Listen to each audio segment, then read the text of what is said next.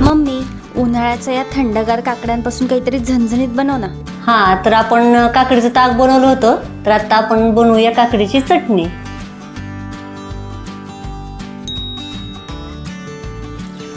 आपण इथे काकडी घेतली 2, धुवून घेतलेली आहे. तर आता आपण किसणीवरती किसून घेऊया. तर आता आपण काकडी किसून घेतलेली आहे, साल न काढता किसून घ्यायची आहे. तर आता आपण पुढची कृती करूया. तर कढईमध्ये आपण 2 ते 3 चमचे तेल टाकलेलं आहे. जे पोहे खातो त्या चमच्याने आपण तेल टाकलेलं आहे. तुम्ही कमी जास्त तेल करू शकता. त्याच्यात आपण अर्धा चमचा जिरे घालूया, थोडा कढीपत्ता आणि 2 कांदे बारीक चिरलेले.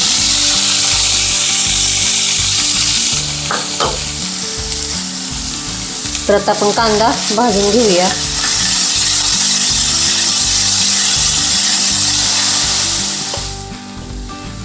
तर आता ह्याच्यात आपण 1 टोमॅटो बारीक चिरलेला घालूया, चवीनुसार मीठ. इथे मी 2 हिरवी मिरची 4-5 लसूण पाकळ्या बारीक केलेल्या आहेत. अर्धा चमचा थोडीशी कमी अशी हळद घेतलेली आहे. 1 चमचा धना जिरा पावडर घेतलेली आहे आणि अर्धा चमचा लाल तिखट तुमच्या तिखटाप्रमाणे वापरू शकता. तुम्ही ठेचा बनवलेला असेल तो पण टाकू शकता. शेंगदाणा घालून ठेचा केलेला असेल हिरव्या मिरची तर तो पण वापरू शकता. तर 2 चमचे आपण पाणी घालूया. जर कोरडं वाटलं तरच पाणी घाला.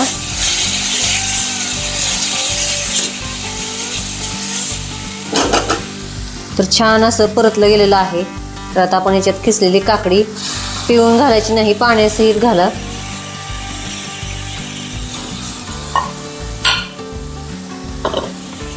तर आता हे सगळं मिक्स करून घेऊया.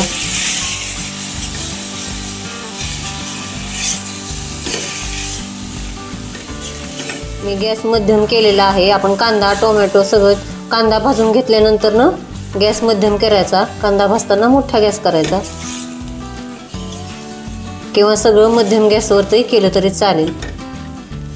तुम्ही आता झाकण ठेवू शकता किंवा न झाकता सुद्धा असंच शिजवून घेऊया आपण. तर आता आपली काकडीची चटणी म्हणू शकता याला, किंवा ठेचा म्हणू शकता, भाजी म्हणू शकता. काही तुमच्या आवडीप्रमाणे तुम्ही नाव याला देऊ शकता. त्याच्यावरती आपण थोडीशी अशी कोथिंबीर टाकूया. वरण भाताबरोबर तोंडी लावू शकता किंवा कोशिंबीरसारखी पण अशीच कोणत्याही भाजीबरोबर भाकरीबरोबर तुम्ही तोंडी लावू शकता. खूप छान अशी एक काकडीची चटणी तयार होते. थंड करून याला कोशिंबीरसारखं तुम्ही खाऊ शकता किंवा भाकरीबरोबर चपातीबरोबर पण खाऊ शकता. तर आता मी काढून घेते.